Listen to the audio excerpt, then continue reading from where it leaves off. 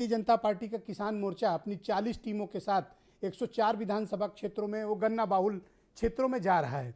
तो इनके सामने चुनौतियां क्या हैं और क्या ये जाकर जनता के बीच बताएंगे? कौन से सार्थक संवाद और संबंध स्थापित किए जाएंगे जो किसानों और बीजेपी के बीच टूटे हुए हैं, जिसको लेकर इन विपक्षी पार्टियों के चेहरे का रंग उड़ा हुआ है?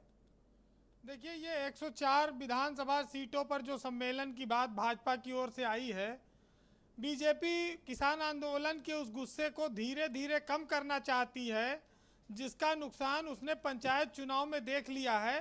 वो इसको स्वीकारती सार्वजनिक रूप से भले नहीं है, लेकिन अंदर खाने इस बात को उसको एकदम एहसास है कि ये किसान आंदोलन उनके लिए बड़ा घातक साबित हुआ है।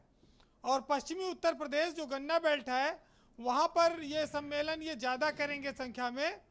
और टिकैत का जो राकेश टिकैत का जो प्रभाव है, उनके लोगों का जो गुस्सा है, उसका कहा जाए एक तरह से ये तापमान नापने की कोशिश करेंगे।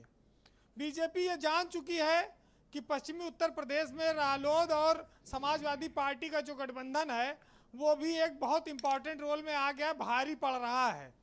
उस आकलन को भी उसको देखना है, लेकिन उसके सामने कई सारी चुनौतियां हैं। अगर हम लोग देखें कि सबसे पहले किसान गन्ना समर्थन मूल्य की बात करता है। बीजेपी विपक्ष में थी, 425 रुपया कुंटल गन्ना मूल्य करने की मांग करती थी, अपनी सरकार में चुप्पी साधे है। बिजली का बिल बढ़ता था, बिजली का तो जब यूनिट के हिसाब से तो बीजेपी आंदोलन करती थी। अब बिजली की महंगाई पर बिल पर वो चुप्पी साधे है। और जो डीजल से सिंचाई होती है, डीजल जब महंगा हो गया तो स्वाभाविक है कि सिंचाई और खेती दोनों महंगी हो जाएगी और लागत बहुत ज़्यादा बढ़ जाएगी। गांव में आटा की पिसाई बढ़ गई और पाए किसी का ध्यान नहीं है। आप देखिए कि 3 रुपया 4 रुपया किलो तो अब बिजली वाले लेते हैं, डीजल की पिसाई से तो 5-7 रुपया तक किलो आटा की पिसाई है।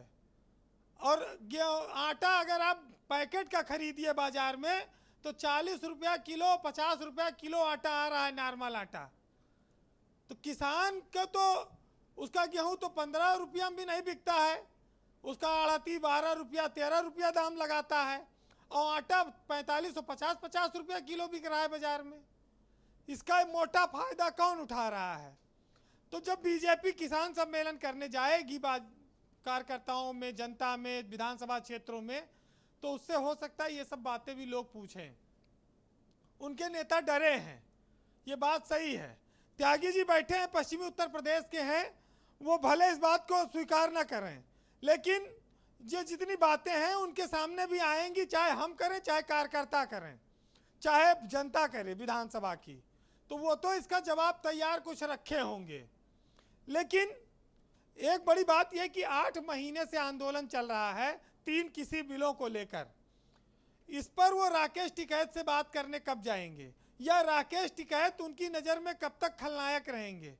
उत्तर प्रदेश में क्या किसानों की आय बढ़ गई है, दुगनी हुई कि नहीं हुई? क्योंकि 5 साल से तो सरकार बीजेपी की है, केंद्र में 7.5 साल से करीब से है। तो ये सब चुनौतियां प्रदेश में, देश में बीजेपी के सामने हैं। अब वो कैसे फिर वोट लेके दोबारा सरकार बना लेगी, कोई चमत्कार करेगी, अब ये सब तो देखना होगा जी।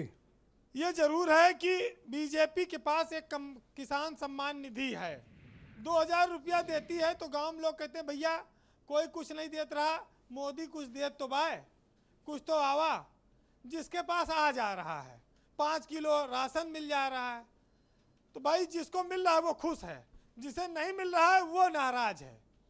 अब उसके बाद अगर फैक्ट पे आएंगे तो जिसकी खेती महंगी हो रही है वो अपना खुद का आकलन करेगा, उसके घर में खाने का अनाज आ रहा है कि नहीं आ रहा है। हम लोग मॉडर्न हो गए, तरक्की कर रहे हैं, खेती करना कौन चाहता है? और जो कर रहा है वो दुर्दशा का शिकार है। किसान की हालत बहुत ख़राब है, उसके परिवार में उसके बच्चे भी अगर पढ़ लिख जाते हैं तो बाहर चले जाते हैं, वो खेती में लौटते नहीं। डीजल महंगा है, बिजली महंगी है, संसाधन लागत बहुत महंगी है, मजदूरी महंगी है, कैसे किसान की तरक्की होगी? हम लोग गांव की याद करते हैं। हमारे यहाँ गांव में कहा जाता था कि जब पानी भरने के घड़े थे तब हम बीमारियों से दूर खड़े थे। अब हमारे पास आरओ है लेकिन बीमारियां हजारों हैं, तो हम शुद्ध पानी तक नहीं पा रहे हैं। तो ये तो आप सच्चाई देखिए। लेकिन समस्या ये है कि जब ये किसान आंदोलन शुरू हुआ तो बीजेपी ने और तमाम सारे लोगों ने बहुत कोसा इसको और धरने को तमाम सारी बातें कही, इनके ऊपर जुमले फेंके, इनके ऊपर तमाम सारे आरोप लगाए। लेकिन पंचायत चुनाव के परिणाम ने बीजेपी को इस बात को लेकर डरा दिया है कि किसान आंदोलन को हल्के में नहीं ले सकते और इसका कोई काट निकालनी पड़ेगी। अब वो गठबंधन से निकालें, सम्मेलन से निकालें, हाथ पैर जोड़ के निकालें, जैसे मनाए वैसे निकालें, लेकिन कुछ चीज़ें स्वीकार नहीं की जाती, एहसास की जाती हैं। जैसे बदलते लोग, बदलती जनता, बदलते रिश्ते, बदलता मौसम, ये सब दिखाई भले ना दें लेकिन महसूस हो जाते हैं। तो ये महसूस हो गई है, तो ये उत्तर प्रदेश की राजनीति में बड़ा फैक्टर बनने जा रही है किसान आंदोलन। इसका लाभ होगा भारतीय जनता पार्टी को या फिर नुकसान होगा, आपका आकलन क्या है?